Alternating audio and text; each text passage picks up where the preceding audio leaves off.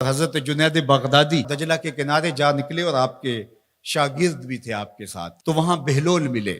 بہلول ایک مجذوب تھے، تو کہا کہ چلیے ان سے زیادہ بات کرتے ہیں۔ تو شاگردوں نے کہا یہ تو ایک دیوانہ شخص ہے اور آپ اس سے کیا ملیں گے، آپ اتنے پڑھے لکھے عالم اور اتنے بڑے فقیہ اور صوفی، اور ایک دیوانے شخص سے آپ ملیں گے؟ دنیا اس کو دیوانہ کہتی تھی، بہلول دیوانہ۔ لیکن سعدی بولے کہ سعدیہ نزدیک رائے عاشقاں، خلق مجنو نند و مجنو عاقل است، کا اصل تو عاقل یہ لوگ ہیں۔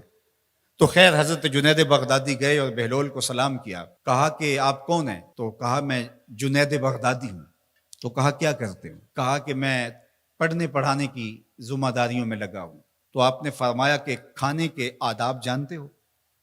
تو کہا کہ ہاں، ہاتھ دھوئے جائیں، بسم اللہ شریف پڑھی جائے، چھوٹا لقمہ لیا جائے اور چبا چبا کے کھایا جائے، اور اس کے بعد الحمدللہ کہا جائے۔ تو بہلول کہنے لگا کہ میں تو آپ کو بہت بڑا عالم سمجھتا تھا، آپ تو کھانے کے ادب کو بھی نہیں جانتے۔ اور اپنا کپڑا اٹھایا، جھاڑا اور ایک جانب چل دیے۔ شاگردوں نے کہا ہم نے آپ کو کہا تھا کہ اس شخص کے پیچھے جانے کا کیا فائدہ، یہ تو دیوانہ شخص ہے۔ تو کہا نہیں میں اس کے پیچھے چلتا ہوں۔ پھر آپ اس کے پیچھے بھاگے۔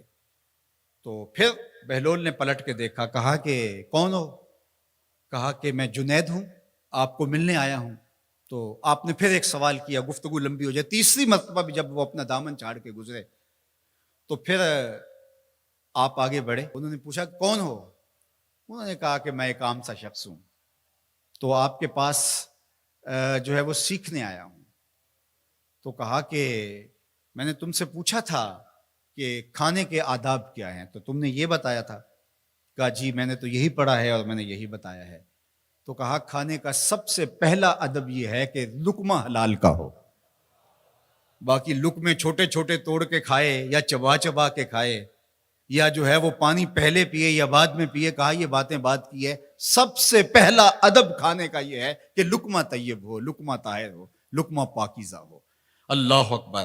تو ہمارے رب نے ہمیں پاکیزہ رزق کھانے کی تلقین فرمائی ہے۔ تو اللہ کے محبوب علیہ السلام نے اس شخص کا ذکر کیا جو لمبا سفر کر کے آیا اور وہ کعبۃ اللہ کے سامنے کھڑا، وہ اللہ تعالیٰ جل شانہ کو پکارتا ہے اور کیا کہتا ہے؟ یا رب یا رب۔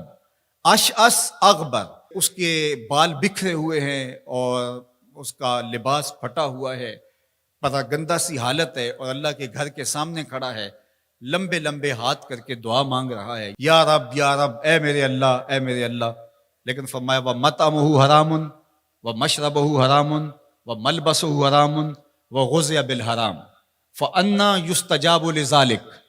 فرمایا کہ اس نے جو کھایا ہے وہ حرام کا ہے، اس نے جو پیا ہے وہ حرام کا ہے، اس نے جو لباس پہنا ہے وہ حرام کا ہے۔ فرمایا اس کو جو غذا دی گئی ہے وہ غذا حرام کے مال سے اسے حاصل ہوئی تھی۔ فرمایا فَأَنَّىٰ يُسْتَجَابُ لِذَٰلِكَ۔ فرمایا مجھے بتاؤ کہ اس کی دعائیں کیسے قبول ہوں گی؟ وہ کعبۃ اللہ کے پردے کو تھام کے کھڑا ہے، ملتزم سے لپٹ کے رو رہا ہے، وہ حتیم میں کھڑا ہے، وہ کعبہ کے اندر بھی چلا گیا، کعبہ کی چھت پہ سقف بیت اللہ پہ بھی کھڑا ہے، مطاف میں کھڑا ہے، وہ حجر اسود کے ساتھ لپٹ کے دعائیں مانگ رہا ہے، مقام ابراہیم کے پاس کھڑا ہو کے دعائیں مانگ رہا ہے۔ یمد یدہ، اس کے ہاتھ لمبے لمبے ہیں، یا رب کے کلمات اس کی زبان پہ ہیں، اور اشعث اغبر، غبار آلودہ بکھرے ہوئے اس کے بال ہیں، اور حالت پراگندہ ہے کہ کسی کو گزرتے ہوئے بھی ترس آ جائے، اور اللہ کے گھر میں کھڑا ہے تو وہ کیوں نہیں معاف کرے گا؟ لیکن فرمایا مطعمہ حرام ومشربہ حرام وملبسہ حرام وغذی بالحرام، اس کا کھانا پینا لباس اور غذا حرام کی تھی۔ فأنیٰ یستجاب لذالک، اس کی دعائیں کیسے قبول ہوں گی؟ بلکہ علماء نے لکھا کہ جو شخص حرام کمائی کھاتا ہے اس کی اپنی دعائیں تو قبول نہیں ہوتی، نیک لوگوں کی دعاؤں سے بھی اس کا حصہ نکال دیا جاتا ہے۔ جب اللہ کے بندے اولیاء کاملین دعائیں مانگتے ہیں اور وہ پوری امت کے لیے، پوری قوم کے لیے مانگ رہے ہوتے ہیں، لیکن اس شخص کا حصہ نکال دیا جاتا ہے جس کا رزق پاکیزہ نہیں ہے۔ اس لیے رزق کی پاکیزگی یہ بہت اہم ہے۔ رومی علیہ الرحمہ فرماتے ہیں کہ اگر تمہارا رزق پاک ہوگا، تمہارا رزق ستھرا ہوگا، تمہارے سینے میں معرفت کا نور پیدا ہوگا، اور اگر تمہارے سینے میں غل، غش اور حسد، بغض، کینہ اور نفرتیں پیدا ہو رہی ہیں تو پھر تم غور کرو کہ تمہارے رزق میں کوئی مسئلہ ہے۔ تم کھاتے ہو اس کے نتیجے کے اندر حسد پیدا ہو رہا ہے، بغض پیدا ہو رہا ہے، نفرت، سستی اور کاہلی اور عبادت سے دوری پیدا ہو رہی ہے۔ جو رزق حلال ہے وہ عبادت کے لیے تقویت پیدا کرتا ہے، وہ تمہیں سچائی کی زندگی گزارنے کی طرف راغب کرتا ہے۔